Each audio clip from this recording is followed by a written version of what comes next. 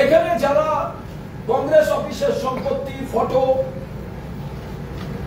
কালো কালি লাগানো, আগুনে পোড়ানো এসব কাজ করেছে, তারা রাহুল গান্ধীর সম্পর্কে এখানে যে কথা বলছিলেন সেই কথাটা হচ্ছে ভোট চুরির ব্যাপারে রাহুল গান্ধী কেন রাস্তায়? মানুষের ভোট চুরি করে নিয়ে প্রধানমন্ত্রী হচ্ছে, স্বরাষ্ট্রমন্ত্রী হচ্ছে, আর রাহুল গান্ধী সেইটা দেখিয়ে দিচ্ছে যে 2019-এর নির্বাচন, 24-এর নির্বাচন, হরিয়ানা নির্বাচন, মহারাষ্ট্রের নির্বাচন, এই নির্বাচনগুলো জালিয়াতি করে নির্বাচন কমিশনকে সঙ্গে নিয়ে ভোট লুট করে নয়, ডিজিটাল চুরির মাধ্যমে নির্বাচন কমিশনের সঙ্গে আঘাত করে নির্বাচন জিতছে। আর এইটা বলা, রাহুল গান্ধীর বিরুদ্ধে যদি কিছু বলার থাকে রাস্তায় মাইক নিয়ে বলো, রাহুল গান্ধীর কুশপুত্তলিকা এপিজি চালাও। পার্টি অফিস আক্রমণ কেন? এ কোন কালচার? এ বাংলায় তো কালচার ছিল না। কোন কালচার রপ্ত করতে চান বিজেপি নেতারা, বিজেপির হোম মিনিস্টার ভারতবর্ষে? আপনি কোথায় প্রত্যেকটি মানুষের সুরক্ষার ব্যবস্থা করবেন, আর আপনি বলছেন সমস্ত পার্টি অফিস আক্রান্ত হবে?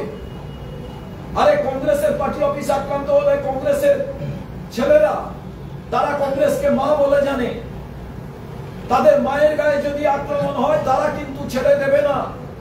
অন্য কোনো পার্টি অফিস থাকবে না, কিন্তু কংগ্রেসের কালচারে বিশ্বাস করে না,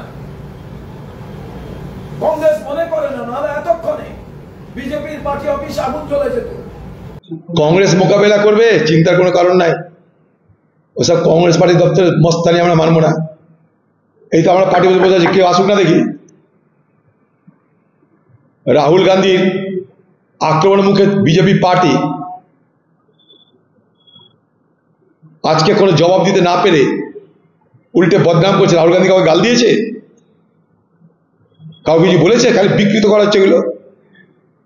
রাহুল গান্ধী কি বলছে সেটা জানার চেষ্টা না করে এটাকে উকসিয়ে দিয়ে বিহারের ভোটে তার প্রভাব ফেলার চেষ্টা করছে, হ্যাঁকে না নাকে হ্যাঁ করে।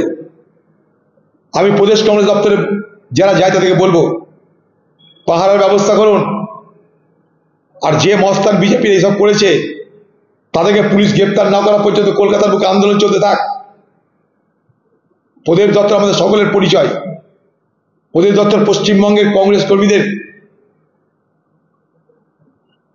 অস্তিত্বের ঠিকানা, আমাদের পরিচয়ের ঠিকানা, আমাদের সংগ্রামের ঠিকানা, আমাদের রাজনীতির ঠিকানা। সেখানে অন্যায় করে কেউ জুলুম করবে, হামলা করবে, কংগ্রেস মানবে না, মানবে না, মানবে না। দরকার হলে আমরাও তাহলে বিজেপির দপ্তরে যেতে থাকবো, দরকার হলে আমরাও তাহলে বিজেপির দপ্তরে যাব। বিজেপি পার্টিকে পশ্চিমবঙ্গে সতর্ক হতে হবে, একতরফা কিছু হবে না বাংলায়।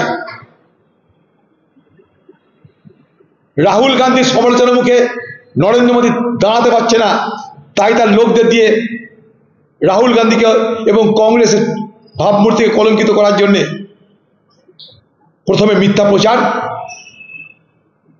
তারপর গুন্ডামি রাস্তা তারা ধারণ করেছে। আমরা মানছি না, মানছি না মানে মানবও না।